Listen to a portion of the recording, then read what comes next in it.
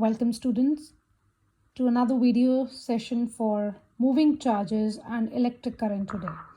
So today we'll be discussing something about moving charges and electric current. Now what is a electric current? In simple terms, if I would explain you, the flow of charge is electric current.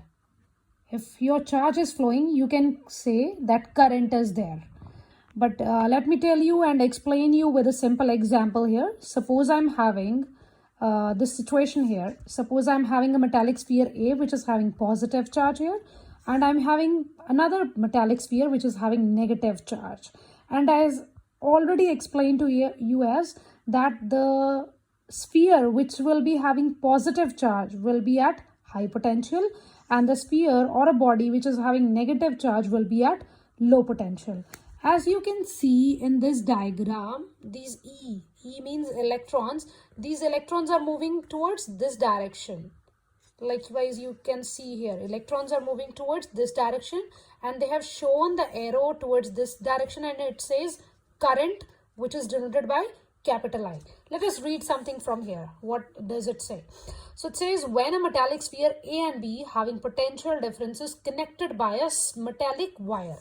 So we are having two metallic spheres. One is metallic sphere A and another is metallic sphere B, and they are connected by a wire, metallic wire. Then they say electrons start moving from B to A. That is, electrons start moving from B point to A point. That is low potential to, or you can say negative potential to positive potential. So you will keep that thing in your mind that electrons always flow from negative side to the positive side. So it says we now say that electric current is flowing in the metallic wire from A to B. So the direction in which electrons are moving, that is from B to A, and the direction in which current is flowing, that is from A to B. That is actually opposite. So from here you can conclude that electric current through any cross-sectional area is the amount of charge flowing through it per second. तो आप याद रखोगे electric current क्या है, किसी भी cross sectional के through कितना अमाउंट ऑफ चार्ज फ्लो कर गया एक सेकेंड में. So electric current is nothing but simply the ratio of Q and T, where Q is your charge and T is your time period. तो कितना charge कितने time में flow कर गया, that is your electric current. Now let us come to the formula here. So it says here that therefore electric current is charge flowing divided by time, and electric current is denoted by capital I and charge is denoted by capital Q, and time is of course small t here. So I is Q upon T. So the formula for the electric current is I is equals to Q divided by T. Now we talk about something to the SI unit. So the SI unit of current is ampere. It is on the name of a scientist, Ampere. So it is denoted by, of course, uppercase, that is capital A.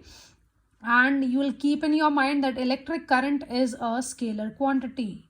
Electric current is a scalar quantity. Now why it is a scalar quantity? Because it is the ratio of two scalar quantities. Here Q, because I is Q divided by T, and here Q is a scalar quantity and T of course is a scalar quantity. So I will be equals to Q by T. SI unit of current is ampere, and you will keep in your mind that this is a scalar quantity. Now we'll come to a definition here. Many a times asked in paper, define 1 ampere. So when we can say that current will be 1 ampere.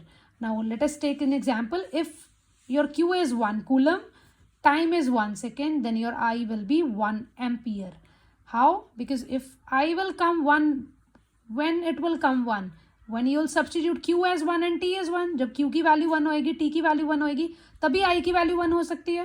तो हम यहाँ पे लिखेंगे I की value कितनी है, 1 ampere. कब आएगी 1 एम्पियर? जब Q की वैल्यू कितनी होएगी, 1 कूलम, और टाइम पीरियड कितना होएगा, 1 सेकेंड.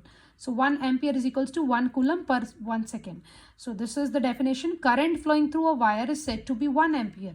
Current flow कर रहा है किसी वायर के थ्रू, उसको हम 1 एम्पियर कब बोलेंगे? When 1 coulomb of charge flows through it in 1 second. When 1 coulomb of charge flows through it in 1 second.